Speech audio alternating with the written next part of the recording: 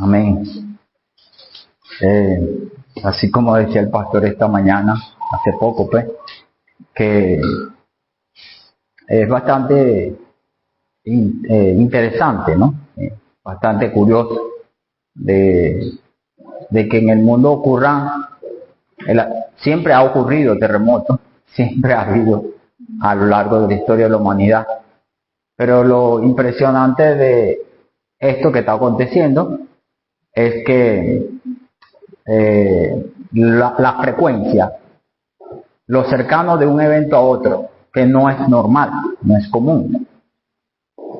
Y eso demuestra, como una señal, ¿no? Yo considero que, como les compartía la vez anterior, que todos estos eventos son como el despertador, la alarma. Son alarmas que Dios ha dejado para que la humanidad despierte de su estupor, elevemos nuestra mirada al cielo, como hablamos también nuestro hermano hace poco, los cambios. Arturo y yo hablamos los cambios climáticos. La Tierra siempre ha sufrido cambios. Y veía a alguien decir que la humanidad ha prevalecido a todos estos cambios. Ha habido sequía, frío, lluvia. Y bueno, esto es para adaptarnos, ¿no? Que ha hecho que el hombre se adapte y no quede quieto. Cuando nosotros nos quedamos quietos, realmente terminamos la sociedad. Cuando la sociedad se mantiene en un estado de quietud, termina desapareciendo. Entonces, estas situaciones también nos lleva a generar cambios en nuestra vida, adaptarnos, no depender de nuestras fuerzas, sino que para una situación como la que de cambios se requiere indudablemente de depender de Dios, clamar a Dios, de la misericordia de Dios. Yo creo que todas estas situaciones apuntan ciertamente a que nosotros nos muestra que estamos al final de los tiempos. Esto nos muestra, como lo dijo, estaba buscando lo que dijo Pedro en su discurso, cuando el derramamiento del Espíritu Santo dijo: en estos posteriores días, dice Dios, derramaré el Espíritu sobre toda carne, vuestros hijos, vuestras hijas profetizarán, y vuestros jóvenes verán visiones, vuestros ancianos soñarán sueños. De cierto, sobre mi siervo y sobre mi sierva en aquellos días derramaré mi Espíritu, y profetizarán, y daré prodigios arriba en el cielo y señales abajo en la tierra, sangre y fuego y vapor de humo. El sol se convertirá en tinieblas y la luna en sangre, antes que venga el día del Señor grande y manifiesto. Y todo aquel que invoque el nombre del Señor será salvo. Bueno, no solamente ha habido terremoto, o hubo un eclipse hace poco, ¿no? Eclipse que para que en España ocurra de nuevo, creo que dijeron los científicos que pasarán 100 años. 80 años. Entonces, bueno, eso muestra, no, es un ciclo constante, pero es como la alarma, ¿no? La alarma es cuando usted pone una alarma para que, yo tengo la alarma, por ejemplo, todas las mañanas, yo le decía, a las 5:40 me suena la alarma, y me suena la alarma a las 6 de la mañana, una para despertarme y otra para levantarme. Y por ejemplo, los domingos, yo la tengo programada a las 8 de la mañana, me levanto. Y otra me levanta ya a las 9:30, suena otra. Eso me indica, ya tienes que comenzar a alistarte para salir. Entonces, creo que todo esto son alarmas, como le decía. Ciclos que Dios ha dejado para que la humanidad que viva en el momento despierte, ¿ves? Despierte. Entonces, bueno, Para los que vivimos la experiencia del eclipse fue bastante. Aquí yo vi, justamente como se oscureció, y después volvió a alumbrar todo. Pero este no es el mensaje. Entonces, este no es el mensaje.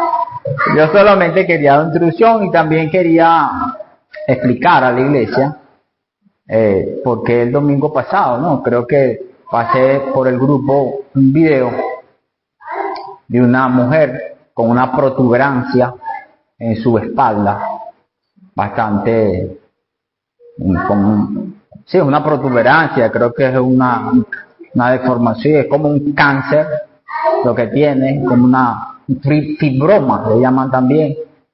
Y yo veía esto porque, bueno, nosotros estamos pasando por situación, y yo le daba gracias al Señor porque en comparación de esta mujer, ella no tiene en sus manos cómo resolver esta situación.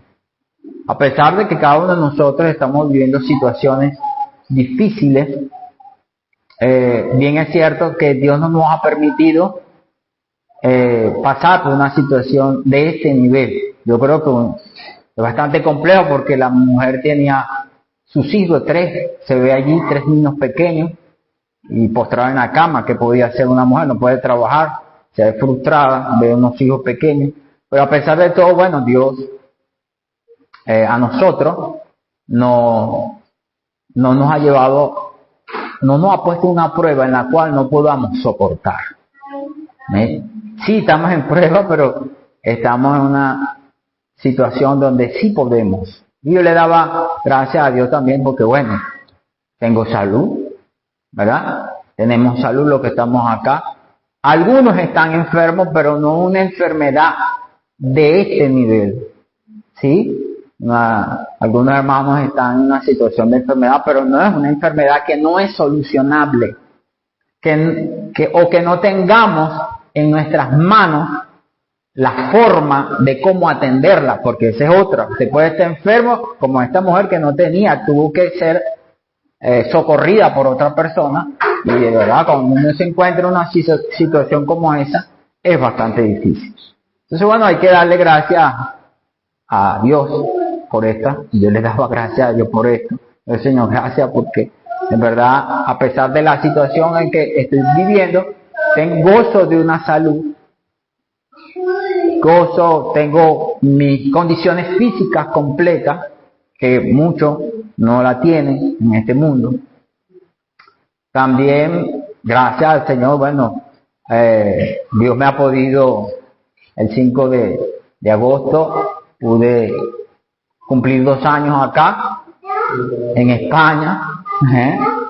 Y bueno, no solamente por estar aquí en España, sino de poderme sostener, que el Señor me ha sostenido dentro de sus caminos, porque esa es otra cosa. Muchas personas han llegado acá a España y se han mantenido, pero mantenerse dentro de los caminos es otra cosa, son 2 cosas muy distintas. Entonces, bueno, gracias Señor porque tú me has dado la fuerza para sostenerme y mantenerme en pie en esto. Gracias al Señor también porque Dios nos permite, como decía el pastor, estar en una comunidad de iglesia, de hermanos, que Dios me trajo a ustedes, me permite en medio de la situación que vivo también poder servirle a Dios.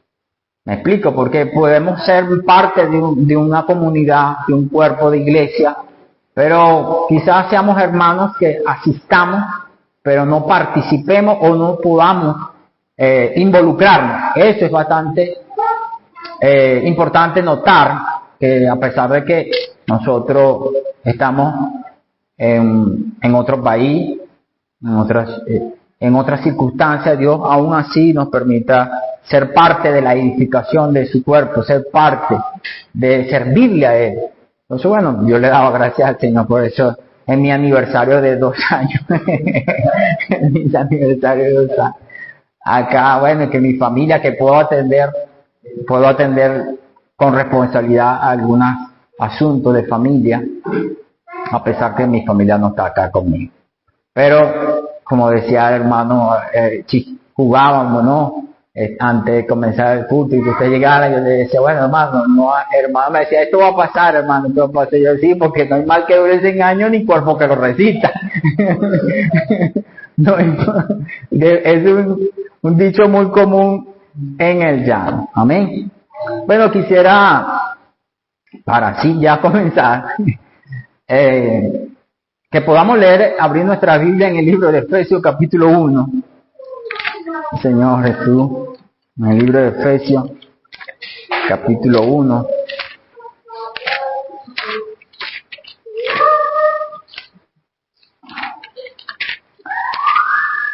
Vamos a leer esta porción de la palabra. Espero que tengan paciencia, hermanos, poder yo transmitir lo que creo que Dios puso en mi corazón. Amén. Efesios capítulo 1, vamos a leerlo desde el 1 al 23, pero comenzando vamos a leer del versículo 1 al 14. Dice la palabra del Señor: Pablo, apóstol de Jesucristo, por la voluntad de Dios, a los santos y fieles en Cristo Jesús que están en Éfeso. Gracia y paz a vosotros de Dios nuestro Padre y del Señor Jesucristo. Bendito sea el Dios y Padre de nuestro Señor Jesucristo, que nos bendijo con toda bendición espiritual en los lugares celestiales en Cristo, según nos escogió en Él antes de la fundación del mundo, para que fuésemos santos y sin manchas delante de Él en amor, habiéndonos predestinados para ser adoptados hijos suyos por medio de Jesucristo según el puro afecto de su voluntad, para alabanza de la gloria de su gracia, con la cual nos hizo aceptos en el amado, en quien tenemos redención por su sangre, el perdón de pecados, según la riqueza de su gracia, que hizo sobreabundar para con nosotros en toda sabiduría e inteligencia, dándonos a conocer el misterio de su voluntad, según su beneplácito, el cual se había propuesto en sí mismo, de reunir todas las cosas en Cristo, en la dispensación del cumplimiento de los tiempos, así las que están en los cielos como las que están en la tierra. En Él asimismo tuvimos herencia, habiendo sido predestinados, conforme al propósito del que hace todas las cosas, según el designio de su voluntad, a fin de que seamos para alabanza de su gloria. Nosotros, los que primeramente esperábamos en Cristo, en Él también vosotros, habiendo oído la palabra de verdad, el evangelio de vuestra salvación, y habiendo creído en Él, fuiste sellado con el Espíritu Santo de la promesa, que es la arra de nuestra herencia, hasta la redención de la posesión adquirida para alabanza de su gloria. Amén. En esta primera parte que acabamos de leer, vemos cómo Pablo, a la iglesia que está en Éfeso, abre una ventana. Yo creo que cuando leemos esta carta, la carta en esta parte que acabamos de leer, la carta de Efesios, vemos cómo Dios nos abre una ventana celestial. ¿Ves? Abre. ¿Por qué? Porque Pablo nos está mostrando a nosotros quiénes somos realmente. Porque comúnmente, si usted mira la iglesia puede ser vista como una institución humana, ¿verdad? Como un grupo de personas que están reunidas, asociadas, bajo cierto tipo de convicción, creencia, práctica. Pero cuando vemos que Pablo abre acá, abre una ventana celestial y nos muestra el propósito por lo cual Dios nos escogió, o por lo cual nosotros estamos acá presentes. Y evidentemente el versículo central de esta porción gira en el versículo 5, dice, en amor, habiéndonos predestinado para ser adoptados hijos suyos, por medio de Jesucristo, según el puro afecto de su voluntad. Y el Señor acá no nos está diciendo, amado hermano, que nos está otorgando un título, como por ejemplo, ahora yo soy español, al hermano, a los que adquieren la nacionalidad española le dan un título de español, ¿me entiende? O le otorgan, por ejemplo, usted puede ser, ¿qué otro título podemos adquirir en la vida? Bueno, un título universitario. Eso es un título que usted logra alcanzar por méritos, por esfuerzo. Pero acá el Señor no nos está hablando de que nos está otorgando un título. El término hijo es bastante profundo porque cuando vemos nosotros en la Biblia, en el libro de Hebreos muestra en el capítulo 1, versículo 5, el escritor de Hebreos dice, aquel cual de los ángeles Dios dijo jamás, mi hijo eres tú. A ninguno de los ángeles Dios le dijo jamás, le ha dicho jamás, a ninguno, aun cuando son superiores a nosotros, a ninguno le ha dicho, mi hijo eres tú. Yo te he engendrado hoy. Vea que también cuando el Señor Jesús estaba en su humanidad, y Él dice en Juan, capítulo 5, versículos 17 y 18, Él dijo que llama a Jesús, a Dios como Padre. Él le dijeron, me has dicho, porque te haces igual a Dios llamando a Dios como Padre. Es decir, para la concepción humana, el término de que nosotros, un ser humano, una criatura, sea un hijo, es bastante sorprendente, es decir, fuera de lo normal. Porque ser un hijo implica que usted goza de su vida y de su naturaleza. Porque ser cristiano, entonces, acá, según lo que muestra Pablo, no es tener un conjunto de conocimientos y de normas, de prácticas, o de conceptos, o de preceptos, sino es de tener una vida y una naturaleza en nosotros. Y que a partir de esa vida, así como decía el cántico del elefante, el elefante alaba a Dios con su trompa, el oso alaba a Dios con su barriga, el pececito alaba a Dios con su cola, así como pez, porque esa es su naturaleza de pez, alaba a Dios como pez.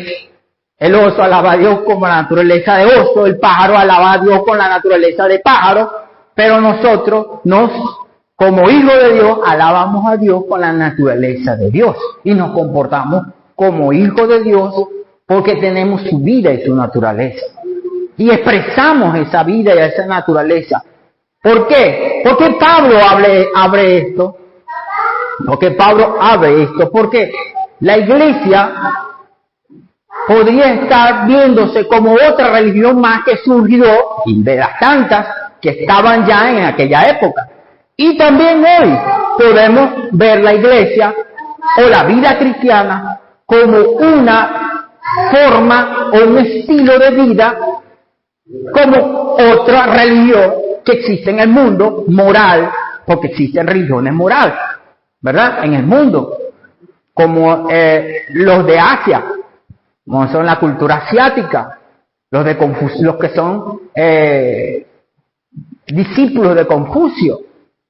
Tienen exige una moralidad. Pero la vida cristiana no es eso. Pablo está mostrando acá que somos hijos. Hemos sido hechos hijos de Dios. Hemos sido engendrados. Por eso Juan capítulo 1, versículo 12, le dice, y a todos los que recibieron, a los que han recibido su nombre, le ha dado potestad de ser hechos. No dice con el título, sino hecho, engendrado, hijo de Dios. También cuando Nicodemo se le acerca, un hombre principal de Jerusalén, un hombre principal, y no simplemente por el título de principal, para llegar a ser principal tenía que tener cierto grado de conducta moral, tenía que tener un historial, no solamente él, sino también su descendencia. Estamos hablando de que venía de generación en generación para llegar a tener ese título, un principal. No es como nosotros, que de repente podemos llegar a alguien que nunca fue, por ejemplo, hemos visto cómo personas de abajo llegan a ser presidentes, pero en término judío, llegar a ser un principal, requería no solamente él, sino también su descendencia. Su descendencia. Entonces, cuando Nicodemo se le acerca al Señor Jesús, el Señor le dice, bueno, Nicodemo, es necesario que tú nazcas de nuevo. Es decir, necesitaba nacer de agua y del Espíritu. Entonces, nacer de Dios, ser hijo de Dios, es una visión que Pablo le muestra a la iglesia. Realmente no somos simplemente una agrupación de personas que está unida por una creencia, una forma, tenemos ciertos preceptos, tenemos una vida que está en nuestro interior. ¿Por qué es importante esto? Porque esta visión nos da, o este panorama nos da una visión celestial, una visión más elevada de lo que hoy es una religión. Una religión, usted puede ser partidario de cierta religión, y usted sigue siendo lo que es. Por eso el Señor le dijo, lo que es de la carne, carne es. Y lo que es nacido del Espíritu, Espíritu es. Nosotros hemos nacido de Dios. Hace unos días atrás una compañera me preguntó, yo no sé si se los compartía, sobre el asunto de la fe y del bautismo. Yo le digo, bueno, yo le digo que le dije a ella que hay dos cosas que Dios ha creado, según la Biblia. Una es el pueblo de Israel, que eso está allí, pues, Dios formó el pueblo de Israel, y lo otro es la iglesia. Y la iglesia son todos aquellos que han recibido al Señor Jesús como su único y suficiente Salvador, que se identifican con la redención y la obra redentora de Cristo en la cruz, y han sido separados por la medio de la obra del Espíritu Santo. Esa es la iglesia. Entonces, cuando somos bautizados, porque ella pertenece a cierta religión, una religión, bueno, que todos conocemos, a los testigos de Jehová, y ella me decía, y sabemos que cuando ellos se bautizan son introducidos no en Dios, sino en su religión. Entonces nosotros cuando somos bautizados, no somos bautizados en una religión, somos bautizados en Dios, en el nombre del Padre, del Hijo y del Espíritu Santo. Somos introducidos en Dios, somos inmersos en Dios. Y eso es lo que somos. Y necesitamos abrir nuestros ojos. ¿Por qué? Porque esta visión, aunque la conocemos, o quizá ya la hemos oído, tendemos a perderla o a envejecerse. Se envejece y se va perdiendo. Por eso esta visión necesita ser renovada. Pablo en Efesios capítulo 4, 23 de Efesios dice, renovaos en el espíritu de vuestra mente. Romanos 12:2 dice el Señor que transformaos por medio de la renovación de vuestra mente para que comprobéis cuál sea la buena voluntad agradable y perfecta. Es decir, nuestra mente necesita ser renovada por la palabra, porque la palabra es la que nos abre, nos mantiene fresca esta visión. Vea el ejemplo de Juan el Bautista. Juan el Bautista, su visión se envejeció. Juan el Bautista vio descender el Espíritu Santo como paloma y oyó de decir, el Padre decir desde los cielos, este es mi Hijo amado en quien tengo complacencia. Pero cuando él estaba en la cárcel, él mandó a 2 de sus discípulos diciendo, mira, vayan allá a Jesús, porque este Jesús no me ha liberado. O veo que no está haciendo lo que quizás él esperaba. Bueno, ¿eres tú el que habría de venir o esperamos a otro? Pregúntenle a él. A ver, pero ¿tú no viste cuando el Espíritu Santo descendió a Jesús, sobre Jesús, cuando lo bautizaste? Tú mismo lo bautizaste y viste cómo el Espíritu Santo descendió sobre él y cómo el Padre dijo, este es mi Hijo amado, ¿qué más testimonio vas a querer? Pero aun cuando él dio eso, su visión se mitigó, se perdió, se envejeció. Y a veces nos pasa a nosotros. Aunque nosotros podamos saber estos conceptos, estas doctrinas, vamos a decirlo así, estas verdades, Las situaciones que pasamos nos hacen perder de vista la visión que tenemos por delante. Es decir, lo que Dios nos ha presentado. Y por lo tanto, entonces comenzamos a andar en la deriva. Comenzamos a, punto, ¿qué pasa, Señor? Comenzamos a dar en la deriva. Por eso es importante renovar. Por esto, Pablo, en ese mismo capítulo, Efesios capítulo 1, dice, por esta causa. Pablo, después que explica de todo lo que él desglosa de esta visión celestial para la iglesia, de lo que somos y lo que Dios ha hecho y producido en su beneplácito y lo que él espera hacer, porque le está mostrando allí, ¿cuál es el propósito por qué estamos acá en la tierra? Nacimos, fuimos escogidos, fuimos salvos con el objetivo de que lleguemos a ser hijos de Dios. Seamos semejantes a Él.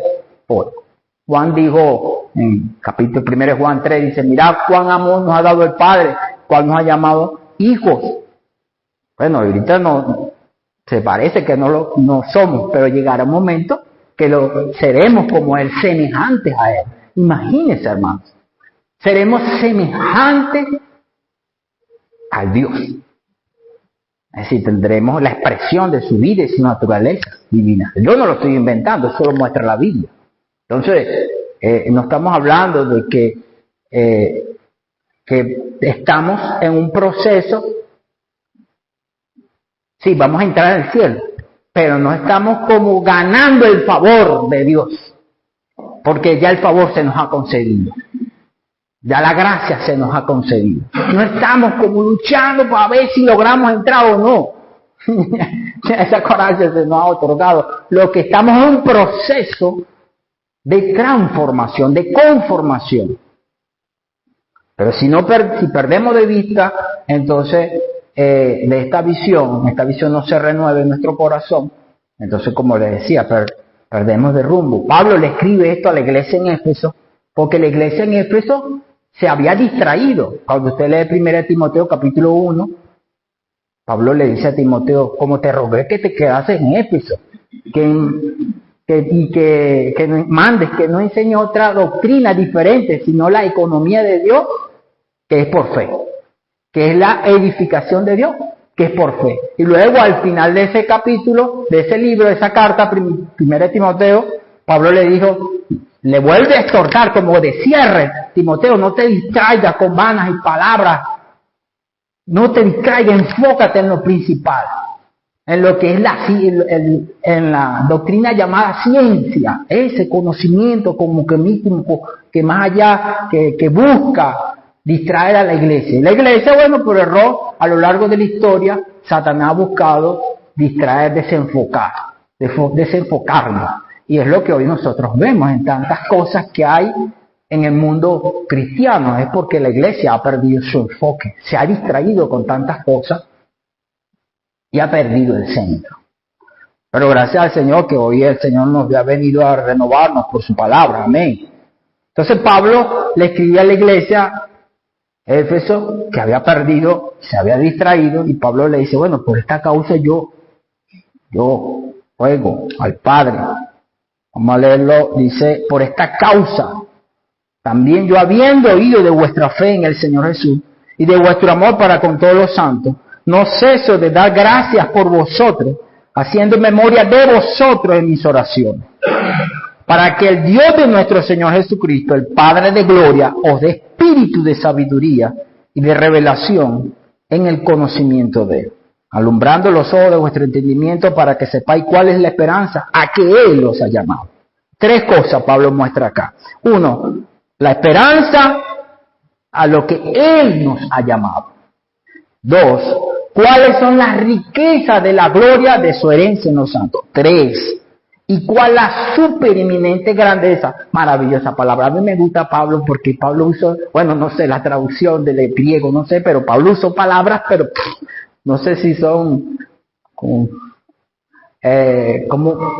queriendo usar, no, él no quiso ser presuntuoso en usar esas palabras, sino que tomó esas palabras, ¿verdad? Que realmente se acoplaba a la realidad de lo que Dios había hecho con nosotros. Vea, supereminente grandeza de su poder. Supereminente grandeza de su poder para con nosotros, los que creemos. Amén. Según la operación del poder de su fuerza, la cual operó en Cristo. Amén. Resucitándole de los muertos y sentándole a su diestra en los lugares celestiales, sobre todo principado, autoridad, poder y señorío, y sobre todo nombre que se nombra, no solo en este siglo. Amén. Sino también en el venidero. Y sometió todas las cosas bajo sus pies y lo dio por cabeza sobre todas las cosas a la iglesia, la cual es su cuerpo, la plenitud de aquel que todo lo llena en todo. Maravilloso. 3 cosas.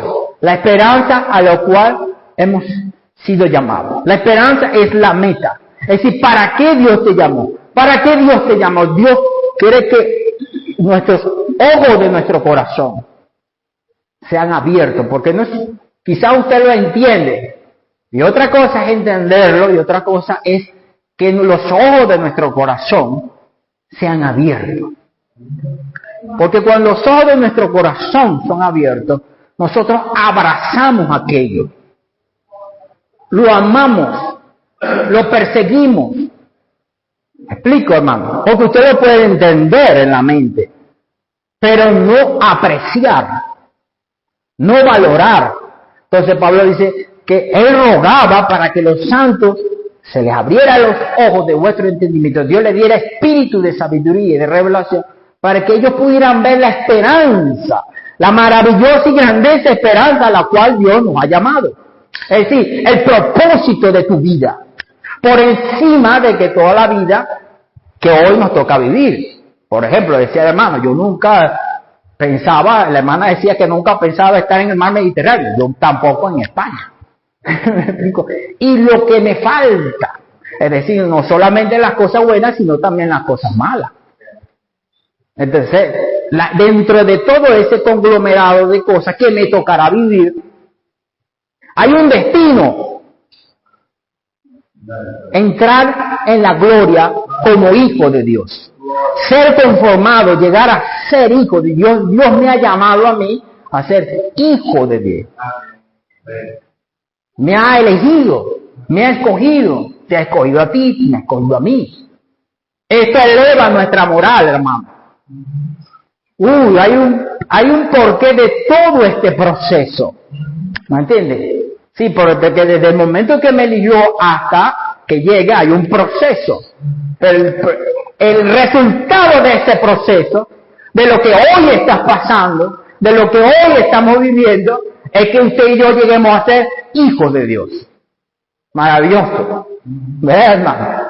El segundo aspecto que Pablo habla dice, las riquezas de la herencia conjuntamente con los santos. Es decir, Pablo le está diciendo los beneficios y la provisión que Dios tiene para aquellos que abrazan esa esperanza. ¿Ves?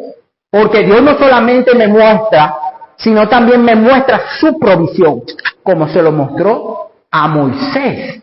Moisés, dice el libro de Hebreos, que tuvo como poco los tesoros, la posición que él tenía como príncipe de Egipto y los tesoros de los egipcios, y tuvo como mayor galardón el reino, porque era superior. Porque cuando nosotros vemos eso, ese panorama, ya todo lo que nos pase no cobra sentido y pierde valor. Cobra sentido y pierde valor, porque ya no le damos tanta significancia como le estamos dando cuando estamos pidiendo. No quiere decir que nos duela, no estoy diciendo eso, sino que ya entendemos que hay un propósito. Moisés pudo abandonar, menospreciar los deleites del mundo que le ofrecía, los tesoros y la posición de Egipto, e ir y sufrir con el pueblo de Dios, porque Dios puso la mirada en el galardón. Entonces, cuando vemos esa riqueza, lo que pasemos, las situaciones que vivamos, vamos a poder realmente superarla, avanzar, no detenerlo en lo que vivimos. Por eso el Señor Jesús también en Hebreo, el Señor Jesús, en el escritor de Hebreo dice que Él sufrió y padeció lo que padeció porque puso la mirada por encima de lo que iba a sufrir. En el Galador también. El Señor Jesús puso su mirada más allá de la cruz, en el resultado. Hoy Pablo nos muestra estos elementos. Dice el Señor, ábrele a la iglesia, ábrele. Y esta palabra para nosotros hoy. Porque yo meditaba, ¿acaso la iglesia en Éfeso no sabía todo esto? Sí lo sabía. ¿Por qué? Porque una de las iglesias que duró más tiempo Pablo fue en la iglesia de Éfeso, 3 años. 3 años y medio, creo que dice en Hechos capítulo 20. Y él dice allí que de casa en casa, no cesó de decirle a los hermanos. Es que no es que iba a las reuniones, a los que iban a las reuniones, no. Pablo dice allí que él iba de casa en casa y les ponía todo el plan de Dios a los hermanos. Es decir, todo y cada uno de los hermanos de la iglesia en Éfeso sabían esto. Solo que Pablo, conociendo de que vendrían nuevos hermanos y que nuestra visión se desvanece, dejó por escrito todas estas cosas para que nosotros pudiéramos renovar esta visión y también nosotros disfrutar de esta visión que Pablo nos presenta o presentó a la iglesia en Éfeso. Hoy el Señor necesitamos, como le decía, renovar nuestro espíritu, renovar la visión de nuestro espíritu, porque eso es lo central, lo más central. Y yo le veía algo importante porque el tercer elemento que Pablo muestra ahí es la supereminente grandeza de su poder, la cual operó en Cristo Jesús. Porque ese poder es lo que nos impulsa, porque está bien, perfecto, tenemos la meta, tenemos la riqueza, pero ¿cómo llego allá? ¿Cómo supero todo este vendaval de cosas que tengo que pasar? ¿Ves? No. Entonces el Señor nos ha dotado con la supereminente grandeza de su poder, que está en nosotros, que no está fuera de nosotros.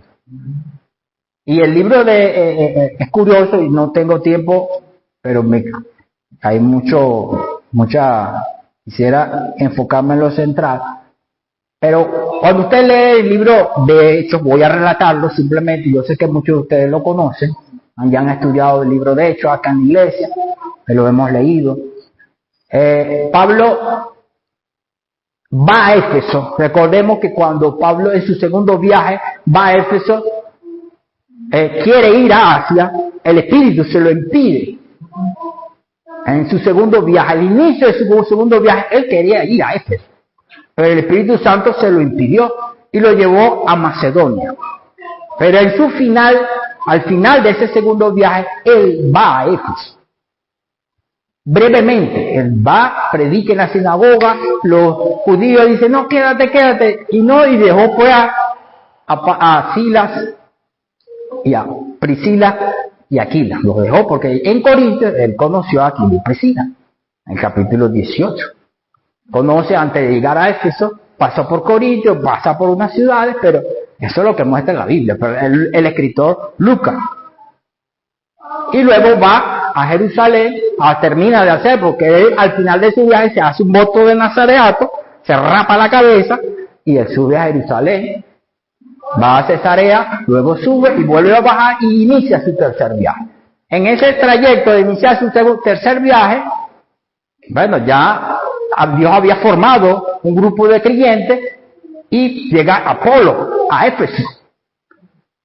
Cuando Pablo, después de ese trayecto que hace el recorrido de las iglesias de su primer viaje,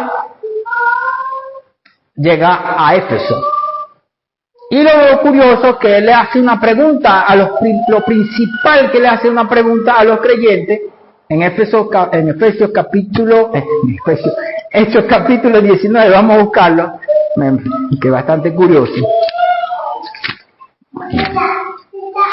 Hechos capítulo 19, que esto es bastante importante, hermano. Hechos capítulo 19 dice: y aconteció que entre tanto que Apolo estaba en Corintio, Pablo, después de recorrer las regiones superiores, vino a Éfeso y hallando a ciertos discípulos, les dijo: ¿recibiste el Espíritu Santo cuando creíste? Y ellos le dijeron: ni siquiera hemos oído si hay algún Espíritu Santo. Entonces dijo: ¿y en qué pues te habéis bautizado? Ellos dijeron: en el bautismo de Juan. Dijo Pablo: Juan bautizó con bautismo de arrepentimiento, diciendo al pueblo que creyesen en aquel que vendría después de él, y esto es en Jesús el Cristo.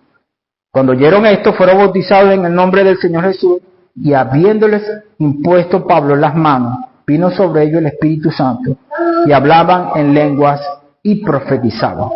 Y eran como todos unos 12 hombres. ¿Por qué es importante? Porque yo considero que cada cosa que el escritor la está escrita en la Biblia no está por casualidad. ¿Me entienden? Allí Juan resalta algo importante. Entonces Pablo le pregunta si habían recibido. ¿Por qué Pablo tenía esa preocupación? Él no le preguntó: ¿hicieron la oración de fe? ¿Recibieron a Jesús como su Salvador? No. Él le preguntó: ¿recibieron el Espíritu Santo? ¿Por qué, amados hermanos? ¿Qué es lo que nos distingue de otras religiones? ¿Qué es lo que te distingue? ¿Es que llevemos la Biblia debajo del brazo? ¿Es que vengamos los domingos a la reunión? No. Lo que nos distingue es que poseemos el Espíritu Santo en nosotros. Eso es lo que nos distingue. Eso es lo que nos hace diferente. Eso es lo que nos hace de Dios. Por eso cuando Pablo llega lo primero, como un apóstol, como un buen pastor, él quería conducir al centro, enfocar a los hermanos al centro. Le preguntó: ¿ustedes recibieron el Espíritu Santo? Le dijeron: ni siquiera hemos oído. Es decir, no estaban enterados. Ahora, yo me preguntaba: ¿lo habían recibido? Sí, solo que no estaban conscientes. Porque lo que ellos experimentaron fue la llenura del Espíritu Santo. Porque sabemos que todos aquellos que creen, cuando creemos y confesamos y somos salvos, el Espíritu Santo, para ser salvos tenemos que ser regenerados. Es decir, lo que nos regenera es el Espíritu. Solo que ellos, como no estaban conscientes, no lo habían experimentado. Y puede ser que nosotros, como creyentes, no estemos conscientes de lo que poseemos en nuestro interior. Y por lo tanto, usted no lo experimenta. Porque usted no va a usar algo que usted no sabe que lo tiene. Estoy seguro que si, por ejemplo, el hermano, voy a asumir que como el hermano no tiene trabajo, si él no tiene, yo le pregunto: hermano, ¿tiene 3,000 euros? ¿Y usted qué me va a decir? No lo tengo. ¿Verdad? ¿Verdad que usted, porque usted sabe, usted conscientemente, usted dice: yo no tengo ese dinero? Pero imaginemos que usted tenga ese dinero, pero sin conocimiento. Si usted tiene ese dinero en el banco, porque alguien le depositó 3,000, hermano Casio, como hermano generoso y bondadoso, le dio una ofrenda de 3,000 euros. Y el hermano Arturo, como tiene un corazón amplio, le pasó 5,000 y usted tiene 8,000. Maravilloso. Pero usted no sabe. Usted no sabe que los tiene. Y cuando usted tiene hambre, y usted ve: ay, tengo hambre, no tengo dinero, pero los tiene. Y nunca los usa, porque usted no está consciente de que usted tiene eso. Por eso Pablo le hace esa pregunta a los hermanos. Cuando ellos entraron en conciencia, cuando fueron conscientes de lo que habían recibido, pudieron experimentar. la llenura del Espíritu Santo. Y lo que hizo la diferencia, o lo que hizo en el primer siglo, como decíamos, como que bueno, vemos que la iglesia de hoy como muy diferente a la iglesia del primer siglo. Sí, porque es que el problema es que la iglesia del primer siglo estaba consciente de lo que poseía, y nosotros estamos como el hermano Ricardo con 8,000 euros en el banco, pero sin conciencia de que los tiene. ¿Me entiendes? Y vive como pobre, se limita en sus necesidades porque él no está consciente de lo que posee. Y así es la iglesia de hoy. La iglesia de hoy no tiene ese conocimiento y por eso carece de la experiencia de vencer, de poder tener una vida que agrada a Dios, una vida que vence la dificultad. No sabe lo que tiene.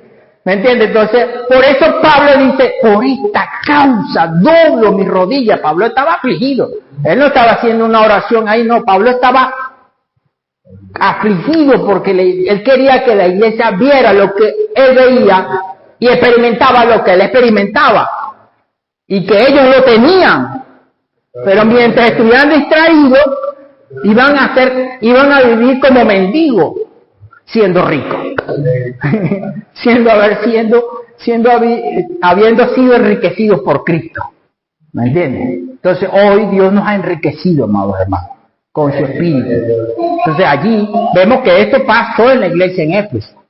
Sí, este contexto de la desconocimiento, también, bueno, ellos fueron deslumbrados como hombres terrenales, fueron deslumbrados por el conocimiento también, me explico, la filosofía, las vanas palabrerías, y perdieron el enfoque. La iglesia, Satanás siempre ha buscado la manera de desconectarnos de esa supereminente grandeza, de ese poder que operó en Cristo, que fue el mismo Espíritu Santo, que resucitó a Jesucristo de entre los muertos, como lo dice el libro de Romanos, lo sacó del Hades, lo elevó a los lugares celestiales. De forma objetiva estamos, pero de forma subjetiva Dios quiere llevarnos a tener esa experiencia. ¿Me entiendes, hermano? Cuando nosotros experimentamos el Espíritu. Por eso lo que nos distingue a otras religiones es el Espíritu Santo. Lo que distingue a las otras religiones no es que usted conozca mucho la Biblia o conozca poco, sino cuánto conoce o ha experimentado el Espíritu. Cuánto es el Espíritu que lo lleva a vivir conforme a un hijo de Dios. Yo les digo, en medio de las circunstancias que podamos estar viviendo. ¿Entiendes? Entonces, Romanos 8:9 para confirmar esto. Romanos 8:9, que tal si lo leemos, dice, la siguiente, ya estoy terminando, dice, mas vosotros no vivís según la carne, sino según el Espíritu. Si es que el Espíritu de Dios mora en vosotros, y si alguno no tiene, dice, y si alguno no tiene el Espíritu de Cristo, no es de él. Ahí claramente dice, no dice otra cosa, el que no tiene el Espíritu de Cristo no es de él. ¿Y cómo sabemos que somos de él y que tenemos el Espíritu de Cristo? Es que no vivimos conforme a la carne. Exacto. Es porque el Espíritu de Cristo nos capacita para tener una vida en nuestra humanidad caída, porque tenemos una humanidad caída que es la carne que nos conduce hacia el pecado, pero tenemos el Espíritu que eleva nuestra vida y nos capacita para tener una vida que agrade a Dios. Una vida, y estoy hablando, cuando hablo en la carne, como lo explicaba la semana pasada, en la carne es dentro de todas las limitaciones de nuestra carne. ¿Sabes? Porque cuando pensamos en la carne, inmediatamente como lo que pensamos es pecado.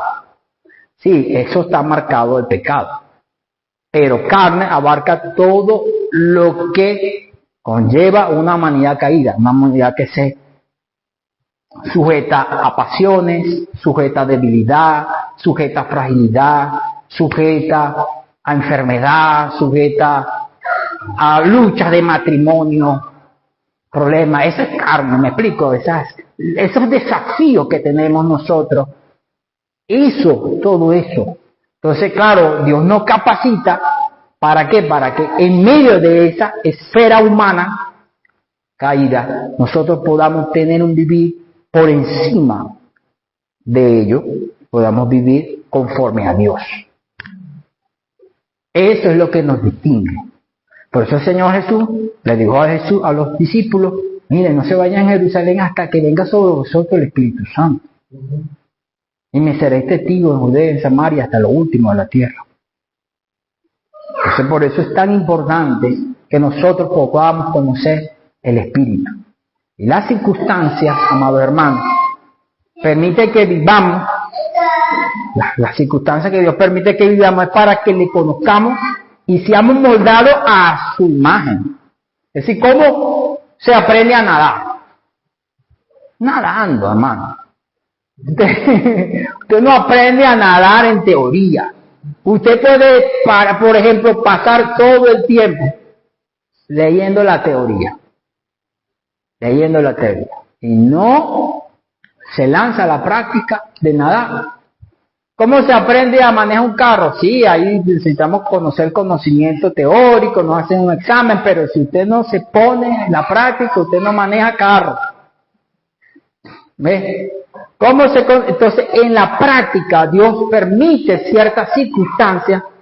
Las circunstancias que tú y yo estamos viviendo son las que nos capacitan para conocer y experimentar al Dios que está en nosotros, a la supereminente grandeza de su poder.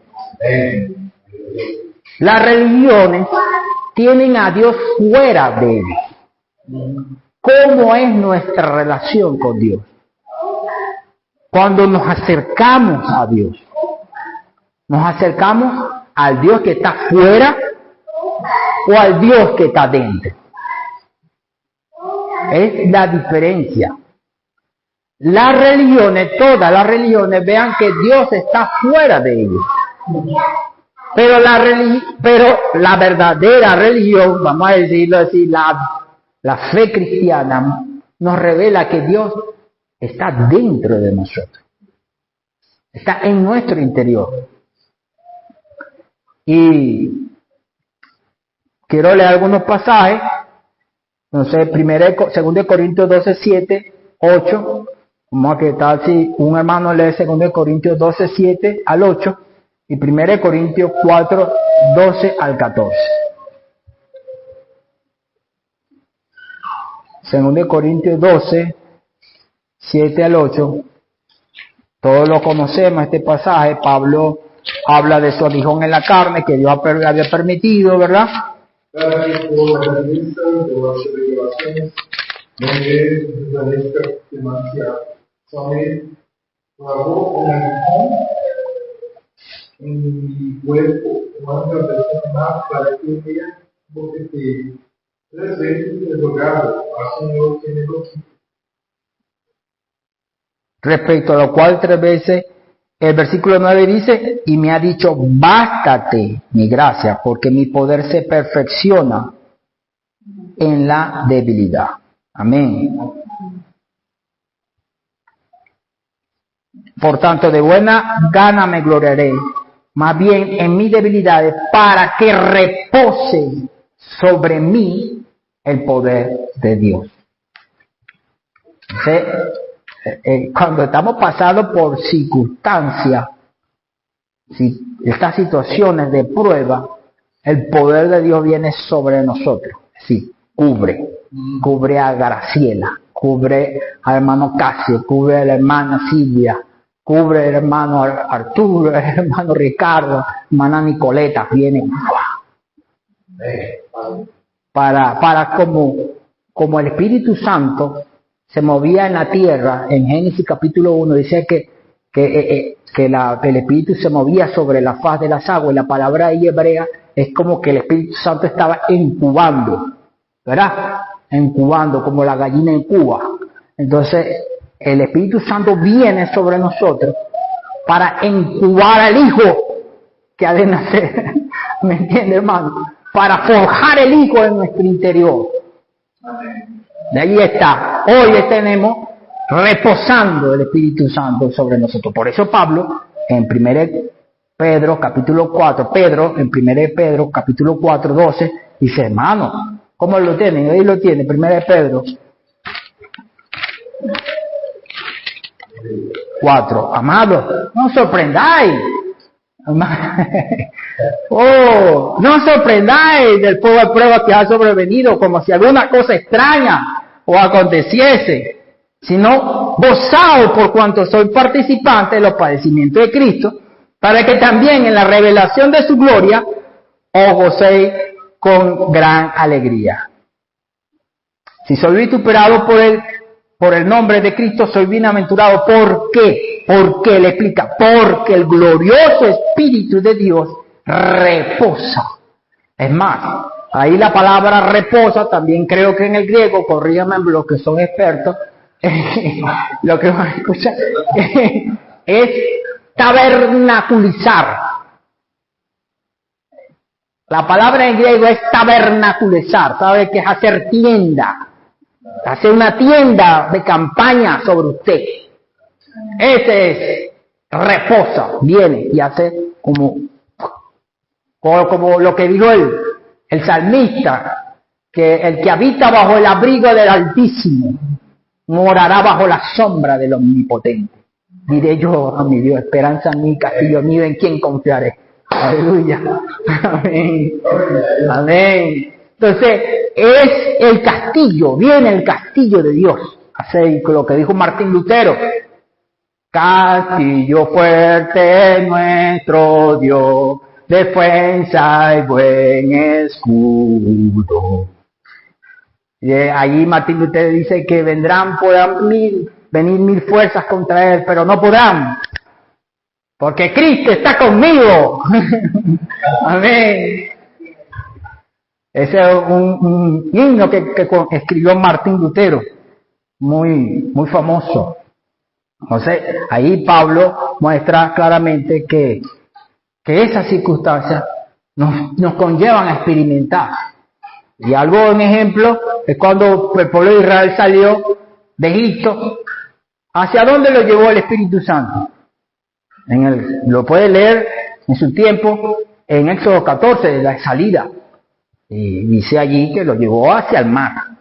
¿No sabía el Espíritu Santo que iban a estar acorralados frente al mar? Sí.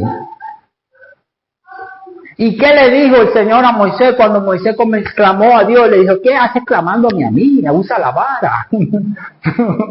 ¿Qué haces clamándome a mí? Le dice en el versículo 15, ¿qué haces clamándome a mí? Usa la vara que te di. Y así mismo el Señor hoy nos está diciendo, usa tu espíritu. Vuélvete a tu espíritu, que ahí estoy yo. Ahí está el poder. Fortalécete en el hombre interior, por el espíritu. ¿Qué haces allí? Clamando, llorando, ¿qué haces? ¿Qué haces si yo te he dotado con todo? Entonces, necesitamos aprender a usar nuestro espíritu, a ser fortalecido en el hombre interior. Y para cerrar este mensaje, Filipenses capítulo 4, del 11 al 13. Y el título de este mensaje es Aprendiendo el secreto. Hay que aprender. No es un secreto que usted lo aprende de la noche a la mañana. A lo largo de toda nuestra experiencia cristiana necesitamos aprender el secreto. Filipenses 4, 11, 13 dice, no lo digo porque tenga escasez, pues he aprendido a contentarme cualquiera que sea mi situación. Otra traducción bíblica dice, he aprendido el secreto. La traducción textual dice, he aprendido el secreto. A cualquiera que sea mi situación. Y luego Pablo desglosa su situación. Pero cualquier situación engloba la situación que tú vives. Porque la situación que vivió Pablo no es la misma situación que yo estoy viviendo. No es la misma que está viviendo Arturo. La misma situación no es la misma que yo vivo, pero sí tenemos algo en común. Tenemos un mismo espíritu. Eso sí tenemos. Pablo dijo, he aprendido cualquiera que sea mi situación. Digo, he aprendido cualquiera que sea mi situación. Señor, ayúdame a aprender a vivir cualquiera que sea mi situación. Y ese cualquiera, hermano, abarca muchas cosas inimaginables que usted y yo no nos imaginamos. Dice, sé vivir humildemente, sé tener en abundancia. Porque para eso también hay que aprender a vivir. A tener abundancia y a tener en escasez, en todo y por todo estoy enseñado. Así por estar saciado como para tener hambre. Así como para tener abundancia, como para padecer necesidad. Y Pablo termina este versículo diciendo, todo lo puedo en Cristo que me fortalece.